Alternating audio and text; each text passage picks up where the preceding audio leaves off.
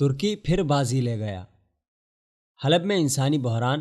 اور سقوط حلب کے بعد پیدا ہونے والی دردناک صورتحال میں حلب کے مکینوں کی نظریں پوری دنیا اور بالخصوص عالم اسلام کی مدد کی منتظر تھیں، لیکن ایسے میں ایک دفعہ پھر ترکی بازی لے گیا ہے۔ دنیا بھر کے مسلمانوں کے درد کو اپنا درد سمجھنے والے ترکی نے حسب سابق پہلا قدم اٹھایا اور حلب کے مظلومین کے زخموں پر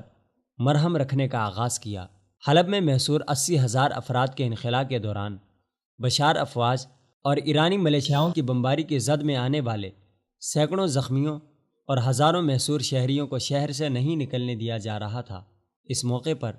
ترکی نے آگے بڑھ کر اسد رجیم اور ایران کو خبردار کیا کہ نقل مکانی کرنے والوں کے انخلاء کو نہ روکا جائے اور انہیں ظلم و ستم کا نشانہ نہ بنایا جائے۔ ایرانی دہشت گرد ملیشیاز کی جانب سے انخلاء کے دوران قتل ہونے والے شہریوں کے قتل کے بعد ترکی نے سختی سے بشار اور ایران کو وارننگ جاری کی اور روس سے دوران انخلاء شہریوں کے تحفظ کا مطالبہ کیا، جس کے بعد روس کے ڈرونز کی نگرانی میں حلب سے شہریوں کا انخلاء دوبارہ شروع ہوا۔ شہریوں اور زخمیوں کو طبی امداد کی سہولیات فراہم کرنے کے لیے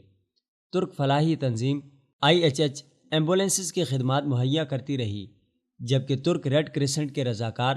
نقل مکانی کرنے والے شہریوں کو بحفاظت ادلب پہنچانے کی خدمات سر انجام دے رہے ہیں۔ دوسری جانب ترکی کی تمام امدادی تنظیمیں ادلب میں آنے والے حلب کے مہاجرین کی خدمت اور تعاون کے لیے ہمہ وقت میسر ہیں۔ ادلب میں ترکی کی جانب سے 80,000 افراد کے لیے ایمرجنسی طور پر خیمہ بستی قائم کی گئی ہے۔ ترکی نے حسب توقع اس بار بھی سب سے پہلے عملی اقدامات کیے، جیسے اس نے ماضی میں شام اور برما کے مہاجرین کے لیے اپنے دروازے کھلے رکھے۔ طیب اردگان حکومت کی انسانی ہمدردی نہ صرف مسلمانوں کے لیے مختص ہے، بلکہ اسرائیل کے جنگلوں میں لگنے والی آگ بجھانے میں بھی ترکی نے دیگر مغربی ممالک سے پہل کی۔ سقوط حلب کے موقع پر پوری دنیا نے حلب کے بکھرتے، گلے سڑے اور جلے کٹے لاشیں دیکھے، لیکن عملی طور پر اقدامات کے لیے کوئی بھی حلب کے ساتھ کھڑا نہ پایا گیا۔ طیب اردگان اور ترکی نے ایک دفعہ پھر مظلوم مسلمانوں کے دل جیت لیے ہیں، جبکہ مسلمانوں کو انسانیت دشمنی اور دہشت گردی کا الزام دینے والے یورپی ممالک نے حلب پر ڈھائے گئے ظلم کے موقع پر اپنی انسانی حقوق کی علمبرداری کو پس پش ڈال کر خاموش تماشائی کا کردار ادا کیا ہے۔